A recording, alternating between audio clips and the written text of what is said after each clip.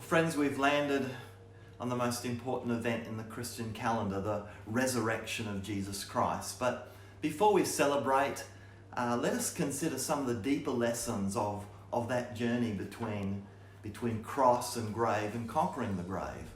Let us, as readers and second-hand witnesses to this remarkable, earth-shaking event, walk for a little while in the shoes, or let's say sandals, of Mary Magdalene, who was the first witness as she waits longingly outside Jesus' tomb. Urs Balthasar has a beautiful expression of the turn of these events. Only a while ago you knelt at the empty grave, a sea of tears, and all you knew was that the Lord was dead, that the life of beauty, wonder and quiet hope you shared was dead. You only stare now into the void of that cave. The blowing wind of joy is now the cold and chilly wind exhaled from your soul. There is no garment, no covering for the despair you feel in the wake of death. But now the story takes this beautiful turn. Already I see your wings beating impatiently. Go, my dove, my Easter messenger. Proclaim it to your brothers, for in this do resurrection and life consist. In further proclaiming the good news, in carrying on the flame, in letting my heart go and beating in yours, in being a useful instrument in my hand that I may build up my kingdom in all men's and women's hearts. Friends, there are a great many believers in this story, but there are also a great many doubters. There are those who perhaps at one point believed in the story as many other Christians do, but now they are struggling. They are struggling. Some will share Mary's heart-pounding excitement as she runs to tell her friends the greatest news flash in history. Jesus is alive. I've seen the Lord and I've touched him. It says in John 20:11-18. Some will identify with Peter, that animated and some could say almost bipolar follower of Jesus who bounced from uncertainty to commitment to sometimes despair. Only a few weeks prior to these events, he made this promise, Lord, even if I must die with you, I'll never deny you. It says in Matthew 26:35. Then he proved his loyalty to his Lord by taking out his sword and cutting off the ear of the high priest's servant as they came to arrest Jesus. However, hours later, as Jesus was being questioned and beaten, Peter was darting through campfires and hiding under beams, hoping that nobody noticed him. He was asked 3 times, hang on, didn't we see you? Weren't you with him? You're one of his followers, right? But Peter's like, no way, you got the wrong guy. Perhaps you've entered this time feeling like Peter, you love the Lord, but you've messed up again. Or maybe you feel a little like Thomas. You've known the Lord intimately and you've seen his miracles, but unanswered prayer, personal tragedy and the hopelessness you see around the world right now in the coronavirus situation has left you desperate for a sign to pull your faith over the line. You may longingly want to believe. You want to feel this same sense of hope that Christians are feeling. But there's this tragic meaningless to life that you feel Christianity is not answering for you. You've been told that the Bible can't be trusted because our culture has taught you and taught many to demand evidence for any kind of truth claim, to demand empirical evidence. Well, friend, I want you to be encouraged today because the book of John, in my view, and the view of many others, has been written with doubters in mind. Because see, there's 7 miracles in the book of John, often called signs. But for John, these signs aren't irrefutable evidence that Jesus is who he claims to be. For example, if you had have been there at the resurrection of Lazarus, there was this incredible story where this guy who was dead, and this is like the most impressive miracle apart from the resurrection. This guy had been dead for 3 days and He was so dead that skin was falling off his bones. He was rotting, and there was this terrible stench coming out of the grave. And Jesus just speaks, and this guy walks out.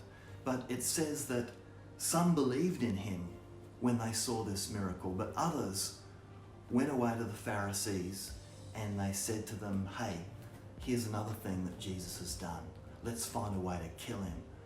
And this story unfolds in John 11:45. So there is no doubt that miracles can create as much doubt and opposition as they do belief. You know, we're told that Thomas demanded two forms of sensory evidence: sight and touch. In John 20:25, he says, unless I see the nail marks in his hands and put my finger where the nails were, and I put my hand in his side, I will not believe. It's interesting that artists often illustrate Thomas touching Jesus' hands in this kind of shocking manner where his finger is right in Jesus' wounds. And this is particularly displayed in this painting by Caravaggio, which is going to be shown right now.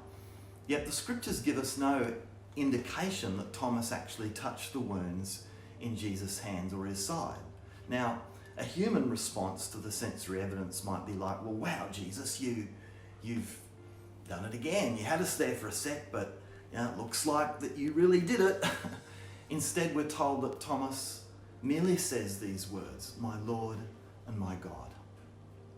Thomas encourages us, friends, to discover that this confession cannot be evoked by seeing or touching or any other sensory experience. John's confession only comes through a supernatural revelation of the Holy Spirit. Earlier in John, in 14:27 and 16:33 and 20:21, Jesus has spoken peace over the disciples.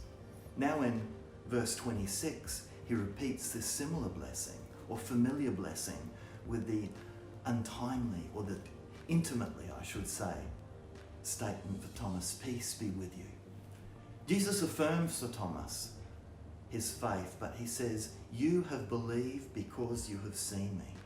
Blessed are those who have not seen me, yet come to believe. Verse 28. Well, what does Jesus mean? Thomas indeed has seen Jesus, but his confession makes it clear that he's been able to see because the Holy Spirit enabled him to believe that Jesus is in fact the Son of God. You know, it's no coincidence that the story of Thomas comes before John's explanation of his gospel. He says Jesus performs many other signs in the presence of his disciples, which are not actually recorded in the book. 20:30. Perhaps John doesn't report on the other things, the other signs, because he thinks he's given us all that we need to believe that Jesus is indeed the Messiah, the Son of God. And then believing in that truth, we may have life in his name. Verse 31. John has made it clear from the beginning of his gospel that the witness of the Holy Spirit is all the evidence that we need. He says in John chapter 1, 7-9, and it is the Spirit who testifies, because the Spirit is the truth. See, we accept human testimony, but God's testimony is greater because it is the testimony of God which has given, or he has given, about the Son. Our culture, see, friends, demands that we must see in order to believe. So seeing is believing. Yet in the community of faith, believing is seeing, because we belong to those who have not just seen, or even, let's say, we belong to most of those who have not seen, but have actually chosen to believe. Others, however, do not want their lives transformed by having to acknowledge my Lord and my God as Thomas did. They insist on trying to understand and trying to see Jesus using conditions, mechanisms, and science set by their culture, or through other forms of human reason and analysis. But John, as do all the other gospel writers, refuses to give us more than we need to believe that Jesus is, in fact, who he says he is. Jean Vanier says this in conclusion: Jesus invites each of us through Thomas to touch not only his wounds, but the wounds in others and in ourselves, wounds that can make us hate others and ourselves and can be a sign of separation and division. Through the love of Jesus, these wounds will be transformed into a sign of forgiveness and will bring people together in love.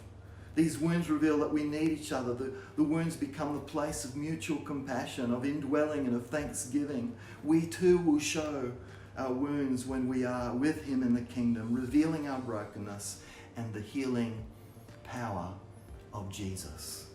We too will show our wounds when we are with him in the kingdom, revealing our brokenness and the healing power of Jesus.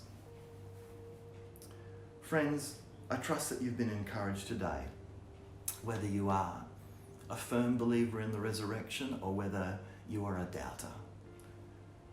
Wherever you are in your understanding of the cross, the grave, and the resurrection of Jesus, I pray that the Spirit of God today helps you be assured that you don't need to touch or see Jesus with human senses to believe that he is who he says he is, but that the clearest vision you'll ever have of his love for you will be seen through the eyes of faith.